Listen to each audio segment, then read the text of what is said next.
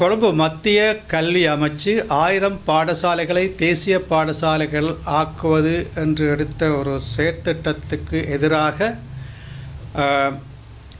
முன்னாள் கல்வி அமைச்சர் என்ற வகையிலேயும் இளமக்கள் புரட்சிகர விடுதலை முன்னணியுடைய துணைச் செயலாளர் என்ற வகையிலேயும் அது அரசியல் யாப்பிற்கு விரோதமானது என்றும் சட்டவிரோதமானது என்றும், எனவே இந்த திட்டம் நடைமுறைப்படுத்தப்படக்கூடாது, தடுத்து நிறுத்தப்பட வேண்டும் என்று கூறியும் மேன்முறையீட்டு நீதிமன்றத்தில் நான் ஒரு வழக்கை தாக்கல் செய்திருந்தேன். அந்த வழக்கு கடந்த 4 வருடங்களாக நடைபெற்று இப்போது முடிவுக்கு வந்திருக்கிறது. இந்த முடிவின் பிரகாரம்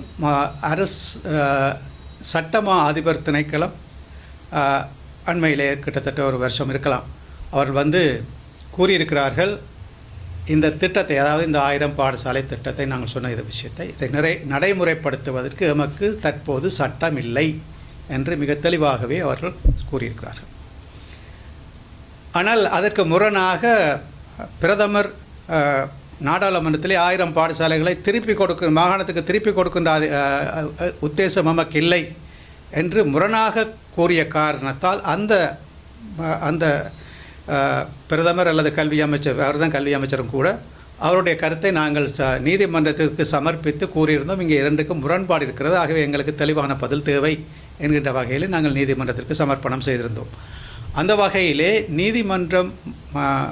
வகையிலே கல்வி அமைச்சு மீண்டும் அதுக்கு சட்டமா அதிபரின் ஊடாக நீதிமன்றத்திற்கு செய்தி அனுப்பியிருக்கிறது எழுத்து மூலமாக. ஏற்கனவே எடுக்கப்பட்ட பாடசாலைகள் தவிர புதிதாக பாடசாலைகளை தேசிய பாடசாலையாக உள்ளிருக்கும் உத்தேசம் இல்லை என்று சொல்லி கொடுத்திருக்கிறார்கள். அந்த வகையில் இந்த 2 விடயங்களும் இந்த நாங்கள் போட்ட கேஸ், இதை தடுத்து நிறுத்த வேண்டும் என்று போட்ட கேஸ் அந்த வகையில் வெற்றி பெற்றுக்கிறது. அதே மாதிரி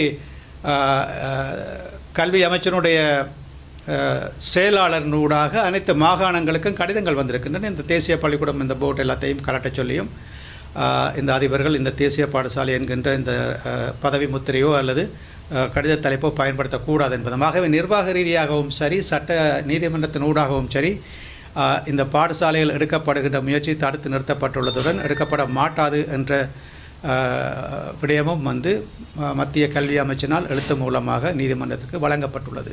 அந்த வகையிலே இந்த தேசிய 1000 தேசிய பாடசாலை திட்டம் என்பது மாகாணத்திற்குரிய அதிகாரத்தை மத்திய அரசாங்கம் கபலீகரம் செய்ய முயன்ற இந்த முயற்சியானது தடுத்து நிறுத்தப்பட்டு வெற்றி கொள்ளப்பட்டிருக்கிறது. அரசியல் முக்கியத்துவம் வாய்ந்த, குறிப்பாக இன்று அதிகம் பேசுபொருளாக இருக்கக்கூடிய மாகாண சபை சம்பந்தப்பட்ட 13வது திருத்தச் சட்டம், அதனை மத்திய அரசாங்கம் எடுக்கின்ற அல்லது அவை தொடர்பான விடயங்களோடு சம்பந்தப்பட்ட ஒரு அரசியல் முக்கியத்துவம் வாய்ந்த ஒரு வழக்கு முடிவுக்கு வந்திருக்கிறது.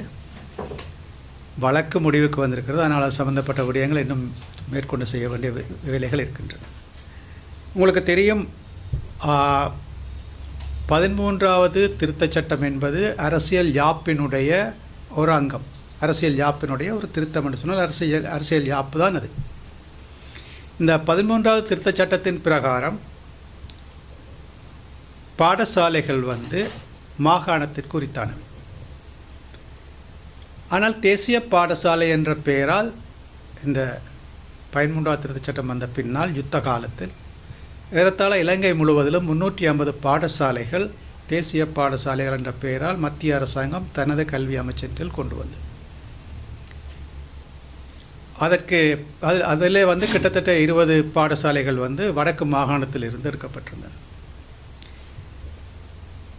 அதற்கு பின்னதாக உங்களுக்கு தெரியும், மைத்ரிபால சிறிசேனாவினுடைய ஆட்சி காலத்திலே ஒரு 50 நாள் ஆட்சி, மஹிந்த ராஜபக்ச அவர்களை பிரதமராக கொண்ட ஒரு 50 நாள் ஆட்சி நடைபெற்றது. அதிலே கல்வி அமைச்சராக டலஸ் அழகப்பெருமாள் இருந்தார். டலஸ் அழகப்பெருமாள் இந்த ஏற்கனவே இருந்த 350 பாடசாலைகளுக்கு மேலதிகமாக 650 பாடசாலைகளை எடுத்துக்கொள்வதன் மூலம் 1000 பாடசாலைகளை தேசிய பாடசாலைகளாக்குவோம் என்கின்ற ஒரு திட்டத்தை முன்மொழிந்தார். இருந்தாலும் அவருடைய காலம் நீடிக்கவில்லை. ஆனாலும் தொடர்ந்து கல்வி அமைச்சர்களாக வந்த ஜிஎல் பீரிஸ், அதற்கு பிறகு வந்த தினேஷ் குணவர்த்தனா போன்றவர்கள் தீவிரமாக இதனை நடைமுறைப்படுத்துவதற்கான முயற்சிகளில் ஈடுபட்டிருந்தார்கள். அந்த நேரத்தில் இளமக்கள் புரட்சிகர விடுதலை முன்னணி துணை செயலாளராகிய நான் முன்னாள் கல்வி அமைச்சராகவும் செயற்பட்டிருக்கிறேன் என்ற அடிப்படையில் இது அரசியல் யாப்புக்கு விரோதமானது என்றும் அரசியல் யாப்பை மீறும் செயலாகும் என்றும் சட்டவிரோதமானது என்றும், எனவே இது இந்த திட்டம் தொடரப்படக்கூடாது, நிறுத்தப்பட வேண்டும் என்றும் மேன்முறையீட்டு நீதிமன்றத்தில் வழக்கு தாக்கல் செய்திருந்தேன். 2022ஆம் ஆண்டு மே மாதத்தில் அந்த வழக்கு தாக்கல் செய்யப்பட்டது. இதனைத் தொடர்ந்து 2023ஆம் ஆண்டு அக்டோபர் என்று நினைக்கின்றேன், மத்திய கல்வி அமைச்சருடைய செயலாளர் இங்கே 9 மாகாணங்களுக்கும் மாகாணத்தினுடைய ஆளுநர்களுடைய செயலாளர்கள், பிரதம செயலாளர்கள் மற்றும் கல்வி பணிப்பாளர்கள், மாகாண கல்வி பணிப்பாளர்கள் ஆகியோருக்கு சுற்றறிக்கை அனுப்பியிருந்தார்கள். அதிலே இந்த 1000 பாடசாலை திட்டத்தின் கீழ் கொண்டு வரப்பட்ட அல்லது அதற்காக பட்டியலிடப்பட்ட பாடசாலைகளில் ஏற்கனவே எடுக்கப்பட்ட பாடசாலைகள் தவிர்ந்த இந்த பாடசாலைகள் எல்லாத்தினுடைய தேசிய பாடசாலை என்கின்ற பெயர் பலகையை எல்லாத்தையும் நீக்குமாறும் அந்த அதிபர்கள் இதனுடைய தேசிய பாடசாலை என்ற ஒரு ரப்பர் ஸ்டாம்ப், அதாவது பதவி முத்திரையோ அல்லது கடித தலைப்போ பயன்படுத்தக்கூடாது என்றும் இதனை உடனடியாக நடைமுறைப்படுத்துமாறும் இந்த சுற்றறிக்கை வந்தது. ஆகவே நிர்வாக ரீதியாக நிறுத்தப்பட்டிருக்கின்ற ஒரு விஷயமாக இதை நாங்கள் பார்க்கலாம். அடுத்த ஒரு 4-5 மாதம் கழித்து 24ஆம் ஆண்டு பிப்ரவரி மாதத்தில் இவை முழுமையாக நடைமுறைப்படுத்தாத காரணத்தினால் நினைவூட்டல் கடிதம் அனுப்பப்பட்டது. மத்திய கல்வி அமைச்சருடைய செயலாளரிடமிருந்து இந்த மாகாணங்களுடைய நான் ஏற்கனவே சொன்ன இந்த அதிகாரிகளுக்கு நினைவூட்டல் கடிதம், இவற்றை விரைவாக செயற்படுத்துமாறு நினைவூட்டல் கடிதம் வந்தது. ஆகவே ஒருபுறம் நிர்வாக ரீதியாக அது 2024 நிறுத்தப்பட்டுவிட்டது. ஆனால் கோர்ட்ஸில் இது வெளிப்படுத்தப்படாமல் மேலும் சற்று காலதாமதம் இழுத்துச் செல்லப்பட்டது. அவை இங்கே கோர்ட்ஸில் வராமல் இருந்தால் கோர்ட்ஸினூடாக ஒரு விடயம் வருகின்ற போது தான் உங்களுக்கு அதுக்கு சட்ட வேலை இருக்கிறது. இப்போ இல்லாட்டிக்கு இப்போ திரும்ப வேறு யாரும் எடுத்துக்கொண்டு போகிறதுக்கான ஒரு வாய்ப்பு இருக்குது. ஆக இந்த கோர்ட்ஸில் இது மேலும் தொடர்ந்த பிறகு ஒரு கட்டத்திலே அவர்கள் என்ன சொல்கிறது, சட்டமா அதிபர் திணைக்களத்திலிருந்து பிரதி சொலிசிட்டர் ஜெனரல் நீதிமன்றத்தில் இந்த திட்டத்தை நடைமுறைப்படுத்துவதற்கு நமக்கு சட்டம் இல்லை என்ற சமர்ப்பணத்தை வைத்தார். ஆக இவ்வாறு அவர்கள் வைத்த உடனே அந்த 2 நீதிபதிகள் கொன்ற அந்த பெஞ்ச் கேட்டார்கள், சரி சட்டமில்லை என்று சொல்கிறார்கள், ஆகவே நீங்கள் இந்த கேஸை கைவாங்கலாம், வாபஸ் பெறலாம் தானே என்று சொல்லி கேட்டார்கள். ஆனால் அதுக்கு நாங்கள் பதிலளிப்பதற்கு எங்களுக்கு ஒரு சின்ன ஒரு அவகாசம் தேவைப்பட்டது. அந்த காலகட்டத்துக்குள்ளாகவே என்னாச்சுன்னு சொன்னால், மத்திய கல்வி அமைச்சர் கருணி அமரசூரியா அவர்கள் இந்த 1000 பாடசாலைகளில் எந்த பாடசாலைகளையும் மீண்டும் நாங்கள் மாகாணத்திற்கு கொடுக்கும் உத்தேசம் இல்லை என்று நாடாளுமன்றத்திலே யாரோ கேட்ட ஒரு கேள்விக்கு பதிலளித்தார். ஸோ இது இங்கே சட்டம் இல்லை என்று ஒருபுறம் சட்டமா அதிபர் திணைக்களம் கூறுகிறது, அமைச்சர் இதை திருப்பி கொடுக்க மாட்டோம், ஆக்சுவலாக அவர்கள் எடுக்க முயற்சி செய்து கொண்டதை நாங்கள் தடுத்திருக்கிறோம் அவ்வளோதான். ஆனாலும் அவர் இப்படி ஒரு பதிலை சொன்னதனுடைய அர்த்தம் என்னென்னு சொன்னால், அவர் இதை இதை புரிந்து கொள்ளாமல் அல்லது தெரிந்து கொள்ளாமல் அமைச்சர் பேசுகிறார் என்ற வகையிலே இதை நாங்கள் நீதிமன்றத்துக்கு சமர்ப்பித்தோம். அவருடைய பாராளுமன்றத்தில் அவர் அவ்வாறு பேசிய விடயத்தை நாங்கள் நீதிமன்றத்துக்கு சமர்ப்பித்தோம். ஸோ ஆகவே நீதிமன்றம் அவர்களிடம் அதுக்கான ஒரு பதிலை கேட்டிருக்கும் தானே. ஸோ அந்த வகையிலே அவர்கள் எழுத்து மூலமாக ஒரு பதிலை சட்டமா அதிபரின் ஊடாக கொடுத்திருக்கிறார்கள். என்னென்னு சொன்னால், ஏற்கனவே எடுக்கப்பட்ட பாடசாலைகளை தவிர வேறு பாடசாலையில் எடுக்கும் உத்தேசம் நமக்கு இல்லை என்று சொல்லி கொடுத்துருக்காரு. ஸோ ஆகவே இப்போ நாங்கள் கேஸ் போட்டது எதுக்குன்னு சொன்னால், இதுக்கு அரசியல் யாப்பிற்கு முரணானது, சட்ட முரணானது, ஆகவே இது நடக்கக்கூடாது, நிறுத்த வேண்டும் என்று தான் நாங்கள் கேஸ் போட்டோம். இப்போது சட்டம் இல்லை என்பது ஒரு புறம் சட்டமாதிபர் திணைக்களத்தினால் சொல்லப்பட்டிருக்கிறது, மறுபுறம் மத்திய கல்வி அமைச்சினால் மேலதிகமாக ஒரு பாடசாலையும் எடுக்கும் உத்தேசம் நமக்கு இல்லை என்று சொல்லப்பட்டிருக்கிறது.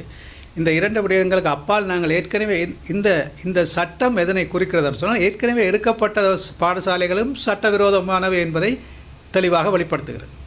ஆனால் நாங்கள் போட்ட கேஸ் இந்த முதல் இதுக்குத்தான். ஆகவே பின்னால் ஏற்கனவே எடுக்கப்பட்டவற்றை நாங்கள் மீண்டும் எடுக்க வேண்டும் சொன்னால் நாங்கள் இன்னொரு வழக்கை தொடுக்க வேண்டிய தேவை இருக்கிறது, அல்லது இதை அரசியல் ரீதியாக ஏற்கனவே சட்ட அதிபர் திணைக்களம் சொல்லியிருக்கிறது, இது சட்ட ரீதியாக அல்லன்னு சொல்லி.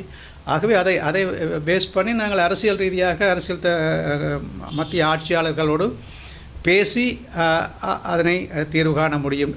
இந்த ரெண்டு வாய்ப்புகள் இருக்குது. இன்னொரு கேஸ் போட்டு செய்கிறது அல்லது அரசியல் ரீதியாகவும் இந்த சட்டத்தை காரணம் வச்சு செய்கிறது. இந்த 2 வழிமுறைகள் இருக்கின்றன என்ற அடிப்படையில் தேவைப்பட்டால் இந்த நான் சொல்ல ஏற்கனவே சட்டமாதிபர் திணைக்களம் நமக்கு சட்டம் இல்லை என்று சொல்லிவிட்டது. அரசாங்கம் தாங்கள் மேலதிகமாக எடுக்கின்ற உத்தேசம் இல்லை என்று சொல்லிவிட்டார்கள்.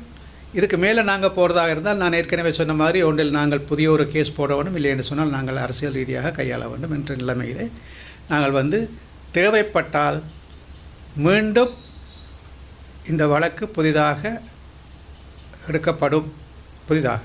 எடுக்கப்படும் என்கின்ற நிபந்தனை அடிப்படையிலே அந்த கேஸ் முடிவிட்டிருக்கிறது.